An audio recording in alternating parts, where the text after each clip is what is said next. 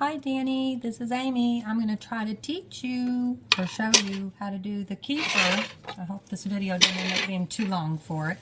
This is what I had fermented overnight, and as you can see it's packed, but that's because my kefir grains have grown astronomically. So I keep a paper towel on them. I keep them in the cupboard, just a dark place. Doesn't have to be a warm place, but a dark place. Okay, out of drafts. I pour it. I got a strainer from the place that I bought the grains from. I think it's called Yemoos or Yemoos, Y-E-M-O-O-S. I put it in a 4-cup Pyrex whatever thingy. Now I dump this into the strainer, and it's hard to dump with all these grains being so massively prolific. And I go ahead and scrape out my jar.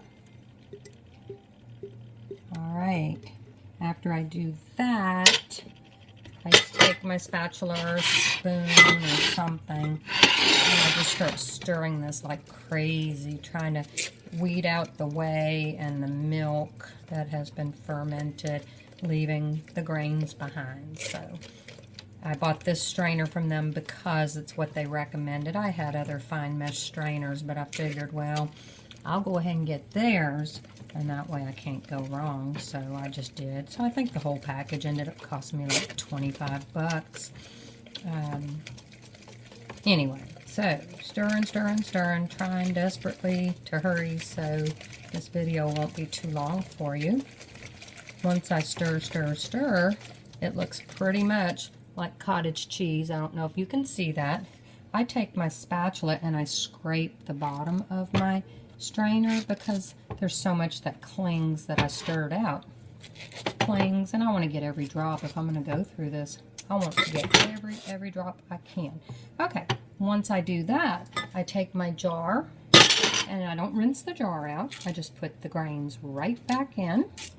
Now, every couple days, I recycle and I get a new clean jar because I just don't like the fact that the stuff dries on the sides, up high on the sides. You can probably see there's junk on the sides. I rinse this because I don't need it anymore.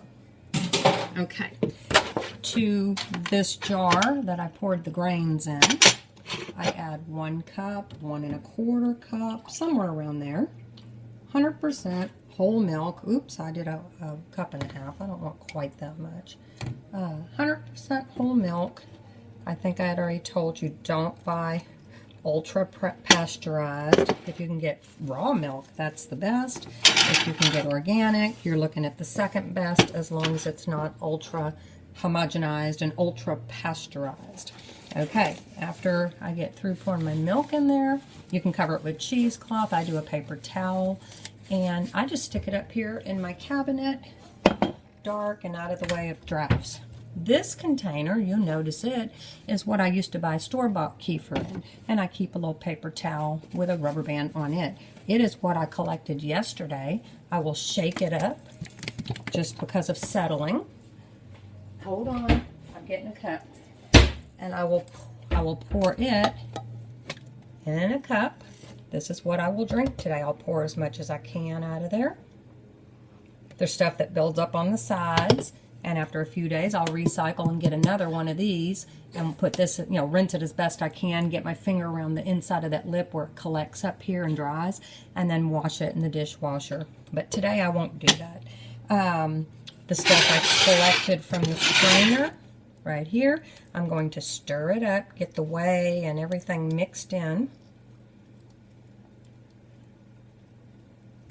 And then I will pour it in here.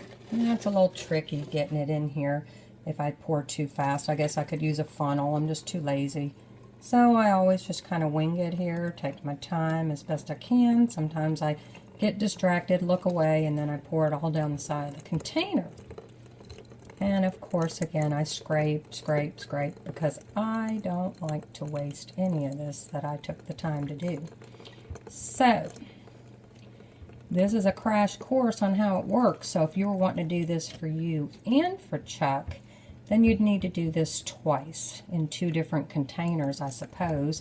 I mean, I guess you could try to double your liquid.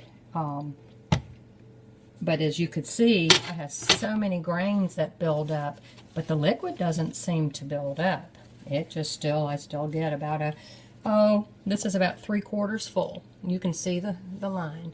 I get about the same amount every day, no matter how many grains are in there. So I think after a while there's just too many grains, and that's, you know, the way it is. Now, I either put mine in a smoothie, or I do ground cinnamon. Here's my ground cinnamon. Little ground ginger.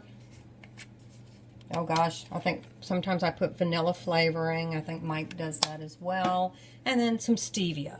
But my stevia is behind my phone, holding the phone up, so hopefully this video will turn out. So, in a few minutes I will drink this up and sort of enjoy it, but I know it's good for me. I love you. Hope this helps. Bye.